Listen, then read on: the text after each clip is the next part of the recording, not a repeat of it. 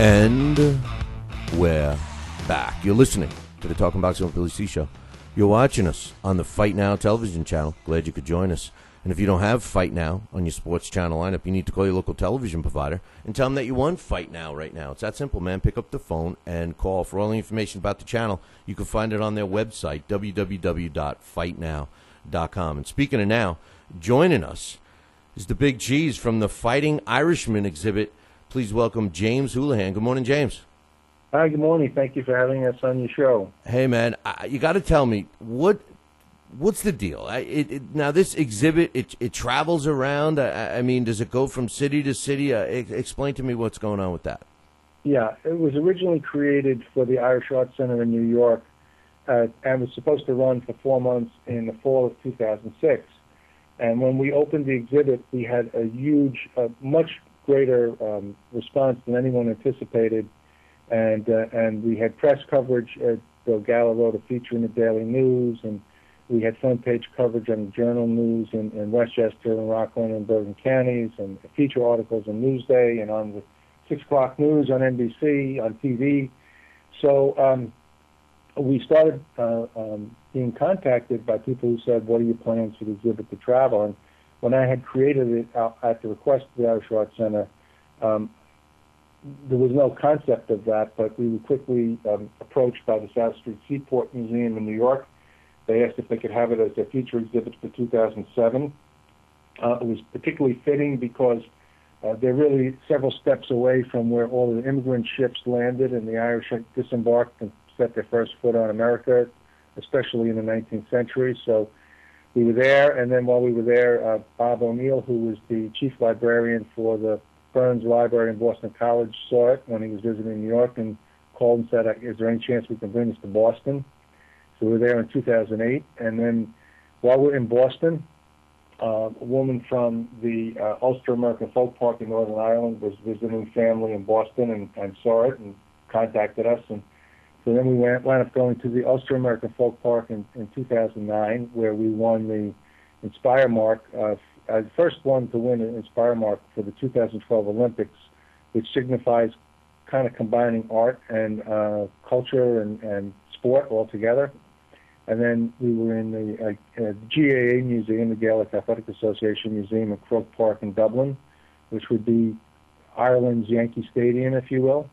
And then finally we wound up in the Limerick Sports facility at the University of Limerick on the west coast of Ireland.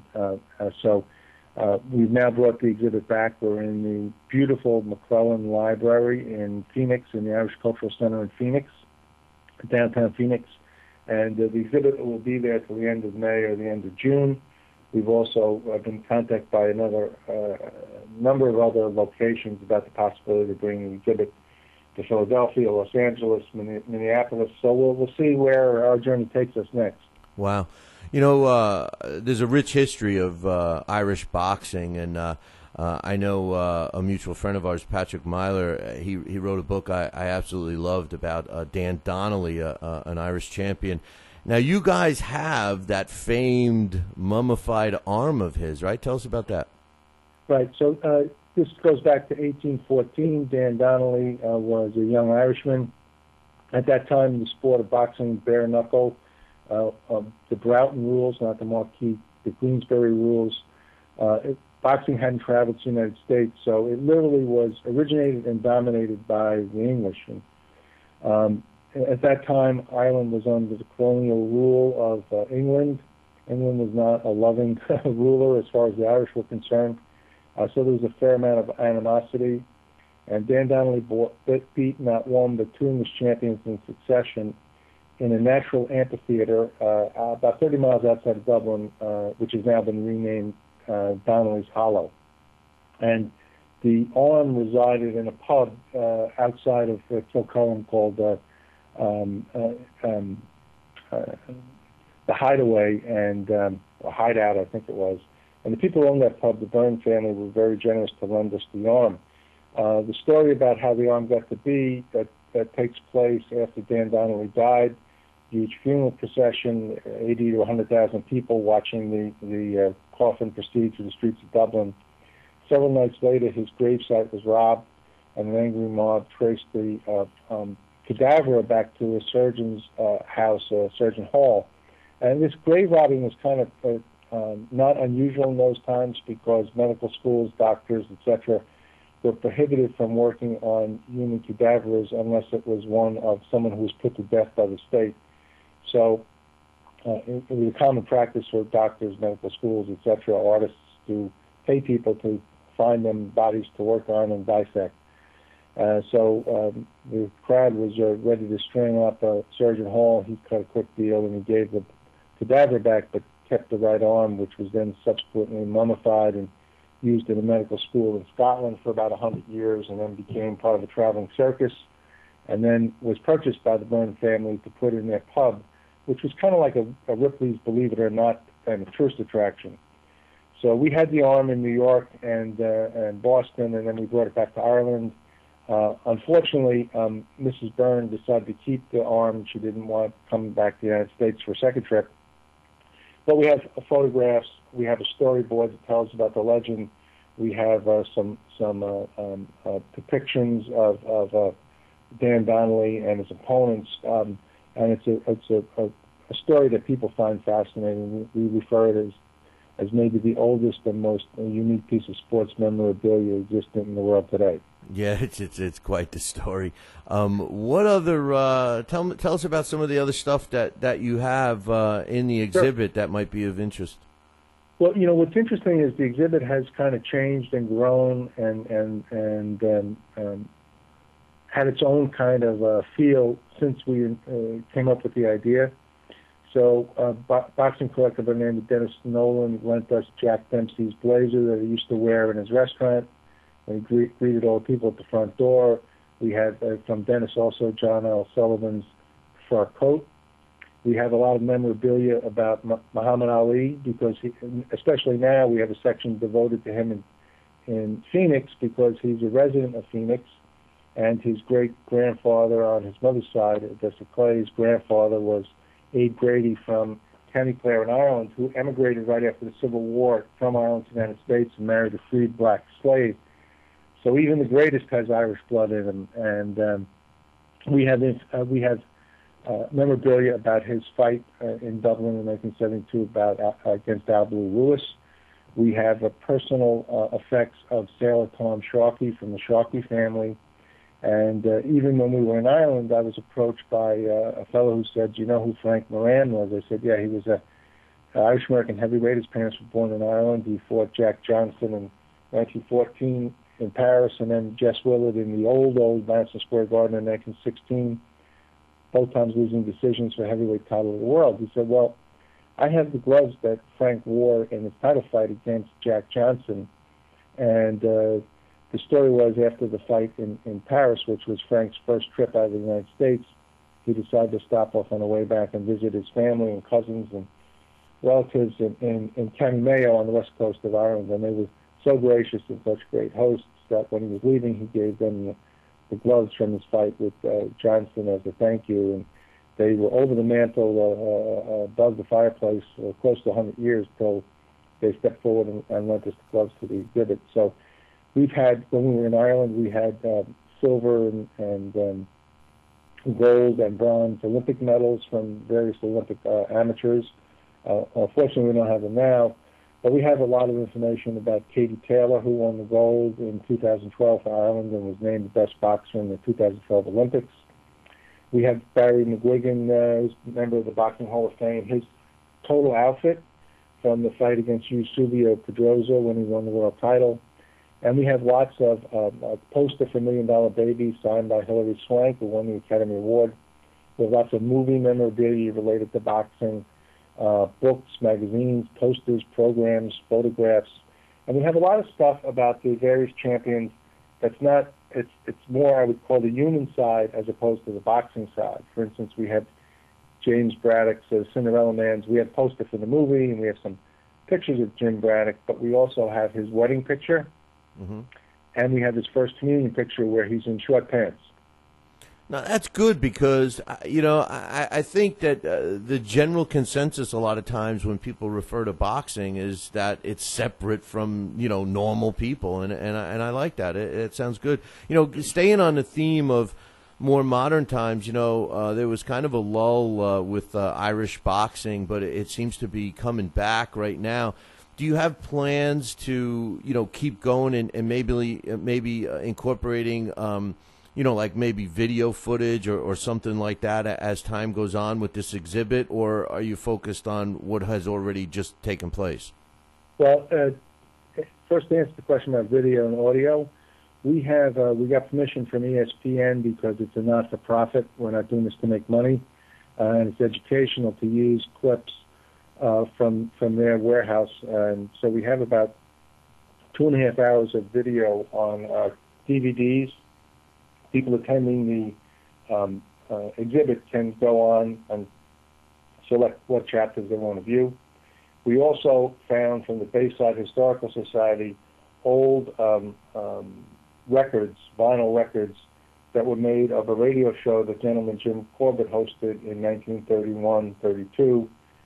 In his retirement, he lived in Bayside, where he interviews modern fighters of the day, like a Gene Tunney. Mm-hmm. And has vaudeville performers and barbershop quartets and whatever. So you can put on a headphone and actually listen to those radio programs. So it's truly interactive. As far as keeping the exhibit current, when we moved to Phoenix, we updated it with information about the 2012 Olympics. Ireland, the country of 4 million people, won 4 medals, including 1 gold. The United States, a much larger country, unfortunately won no medals. And we have information about some of the more recent fighters, like Andy Lee, who fought Julio Cesar Chavez and lost, and Matt Macklin, who lost a very tough fight to Sergio Martinez last St. Patrick's Day in Madison Square Garden. We have information about up-and-coming fighters like Carl Frampton, who's managed by Barry McGuigan and his son Shane, trained by his son Shane, I should say. And Carl just won the European title, knocking out Kiko Martinez, and probably will be fighting for a world title shortly. So it is current, but we don't lose sight of the glorious past either. No, it sounds great, man. And actually, there's an Irish fighter that I know. He's a pretty good guy. He's a teacher. His name is Usheen Fagan, and he's making a comeback. Good. He fought from. I think he fought Amir Khan. I think he had a shot against Amir Khan at one time. But are you a boxing fan, Jim? Yeah, well, I was, as a kid growing up in the Bronx, I was a baseball, basketball, football, not so much boxing. My father had no interest in boxing. If boxing was the only thing on TV, he would have turned off the TV and read a book. But I distinctly remember, and Muhammad Ali has Irish roots on his mother's side. His great-grandfather's from County Clare in Ireland. And Ali fought in Ireland and also was invited back with his wife Lonnie to receive the keys from the city of Ennis in County Clare, where his great-grandfather emigrated from. And, I remember as a kid, my mother asking me to go down and get the newspapers and some milk before going to school one morning. And at that time, a guy named Cassius Clay was going to be fighting Sonny Liston. And people were predicting that not only would Liston win the fight, but he would actually kill Clay and physically hurt him and whatever. And I remember going down to the local candy store and picking up these things, and one was a newspaper, and I flipped it over to look at the back, the sports section, and the headline was Clay beats Liston, and I couldn't believe it. It was impossible. It was one of the greatest or biggest upsets. And I was at the time 11 years old, and that's what really kind of piqued my interest. And then, of course, shortly thereafter, Why World of Sports on Channel 7, ABC, started showing some of the fights live or replays of the various fights of Clay Liston, Clay Patterson, Clay Terrell, Ali Terrell, really became Ali shortly after the first Liston fight. And that's what kind of got me in the door, if you will. Well, that's cool, and then don't forget Cooney. Jerry Cooney was an Irish fighter. Not he wasn't born in Ireland, but so we have one of Jerry's robes in the exhibit that he lent us. The great thing about this exhibit is that so many of the fighters and managers and families have been delighted to participate, have not asked for any remuneration, and have actually attended some of the events. Like Jerry was at the opening when we opened in New York, and Barry McGuigan has attended several events. John Duddy, who was very popular for a while in New York when he was fighting, he just recently retired, has been involved, and it's been a great process.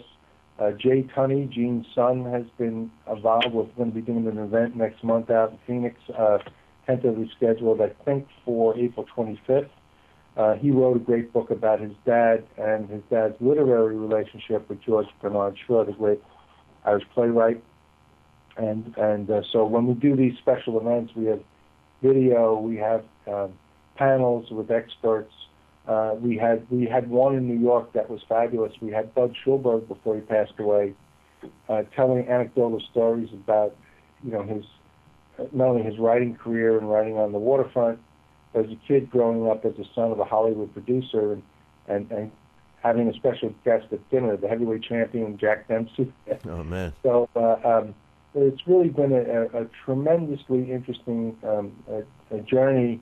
And we're hopeful that we'll be able to continue. We've had interest from a number of different places, including Philadelphia and Los Angeles and Minneapolis, about bringing the exhibit there when we finish in Phoenix. So it's really taken a life of its own. Well, listen, man, it sounds great, and I hope to check it out one of these days. I don't know if I'm going to be in Phoenix anytime soon, but... Well, one of the things that's great about the exhibit is we have a website.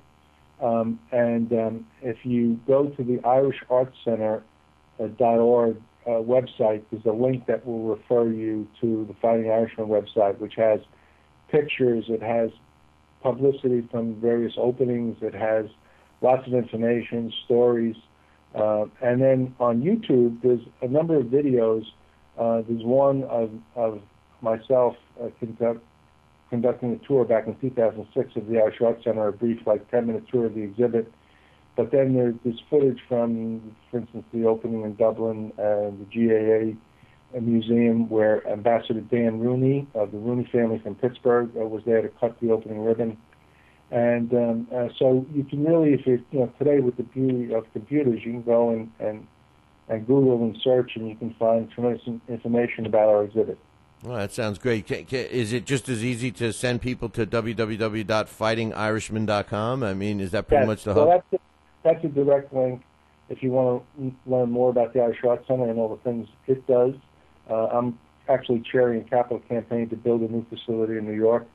So we do all things related to Irish culture, history, sports, teaching Irish language, etc., music, dance.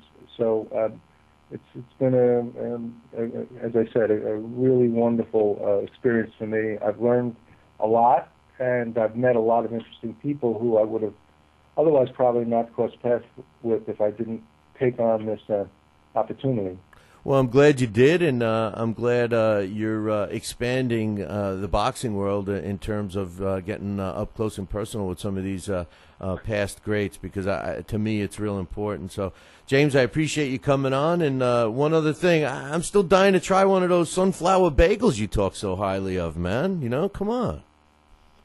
Which one is this now? The sunflower bagels. You told me that they were the best bagels. Remember, we were having a chat in the email. You said that sunflower seed bagels were the best. No, it must be some other Jim Houlihan. I like bagels, but I've never had a sunflower bagel. Oh, really? I prefer pumpernickel or rye or salt bagels. Oh, because I was talking because I like the jalapeno, and somebody I could have sworn it was you said, "Oh no, you got to try a sunflower bagel." Sunflower. The one thing I will tell you I avoid green bagels on St. Patrick's Day. I don't know. I never could understand why all you Irish guys go out and they drink the green beer. I know it's just food coloring, but what's the point, man? I think that's a sacrilege. I drink the black beer, I drink the dark brown beer, and I drink the light, the tan lager ale, but I don't put green in my beer either. I stick to Scotch, brother. So, hey, keep me posted on the exhibit. I'm real interested, and I'm going to send people to your website, and we'll go from there, my man. And good luck with your show. I hope it continues to be a big success. Thank you very much. All right, bye. Take care. That's James Houlihan. Check out the website, www.fightingirishmen.com. It's the Fighting Irishman Exhibit. And I tell you what, just checking out that Dan Donnelly arm. You guys, I don't know if you remember when we had Patrick Myler on there, but what a crazy story. And that's what James was talking about. The doctors didn't have cadavers, so they would steal. They would grave rob. And like he was telling us the story before, they steal this guy. I'm wondering if they even knew who it was, and the guy had to give back the arm. Give back the body minus the arm. Great stuff. So check it out, www.fightingirishmen.com. I got to take a break. We'll be right back.